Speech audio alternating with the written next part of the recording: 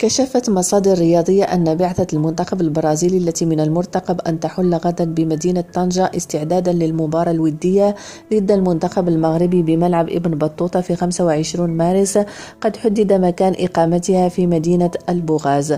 ووفق ذات المصادر فإن مقر إقامة البعثة البرازيلية هو قصر فيرمونت تازي الفاخر الذي سيقضي فيه المنتخب البرازيلي 5 أيام.